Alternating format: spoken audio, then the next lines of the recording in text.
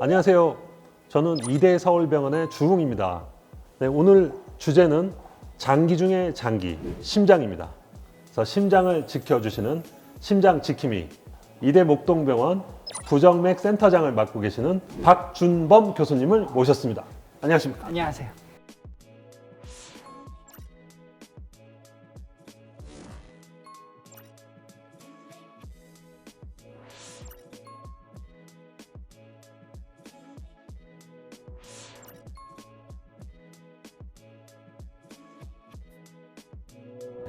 부정맥의 1인자 감우성 교수님, 감우성 교수님,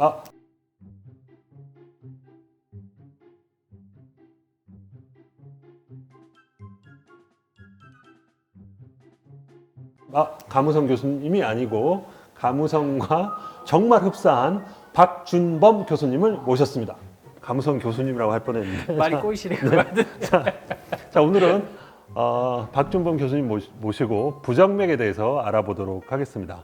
자, 일단 부정맥이 뭔지 네. 시청자 여러분들 알기 쉽게 좀 말씀 좀 해주시죠. 말 그대로 풀었으면 되고요. 우리가 흔히 정상적인 맥, 정맥이라고 하면 보통 이제 손목에 이렇게 짚어보면 맥이 뛰는 게 보통 느껴지시잖아요. 그게 이제 1분에 이제 40번, 그 다음에 빠를 때는 100번. 이게 이제 정상적인 맥의 범위인데 50번은 어떻게 됩니까? 정상.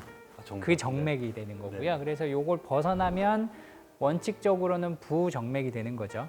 그리고 또 하나는 이제 간격이 이제 40에서 100번 안에 들었더라도 뛰다가 한 번씩 건너뛴다든지 아니면 턱턱 뭐 이런 식으로 엇박자를 뛴다든지 그것도 다 부정맥이 됩니다. 그래서 뭐 어렵진 않습니다. 병 자체는. 그러니까 이게 규칙적이지 않다 해서 부정맥.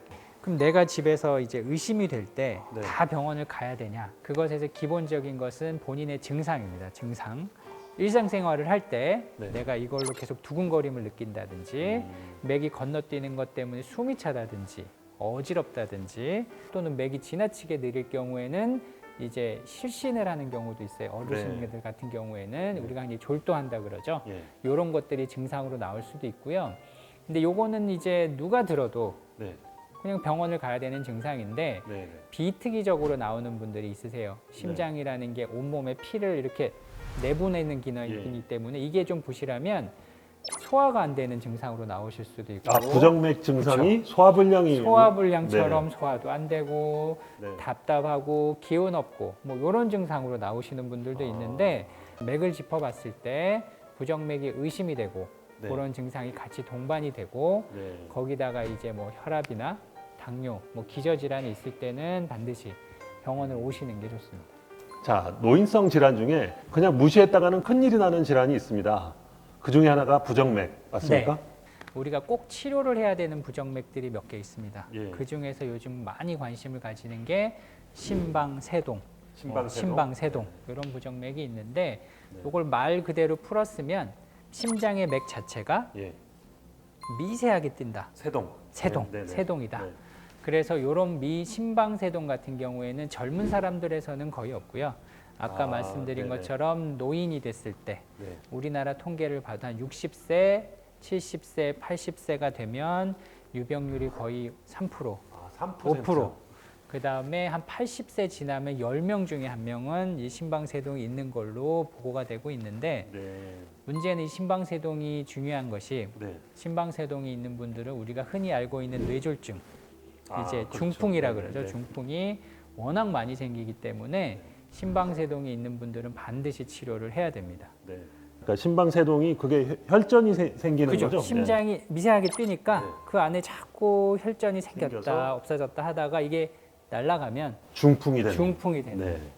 자, 이렇게 무서운 부정맥 그 치료법을 좀 말씀을 해주시죠. 네. 이제 십수년간 네. 이제 부정맥, 특히 이제 심방세동 치료를 하기 위해서 약을 주로 썼는데 예. 최근에는 이제 약으로 치료하는 게 아니고 시술을 하고 이제 치료를 하시게 되면 기존에 드시던 부정맥 약의 용량을 훨씬 줄일 수 있고요. 네. 뭐 일부 효과가 좋으신 분들은 약을 끊는 분들도 있습니다. 네.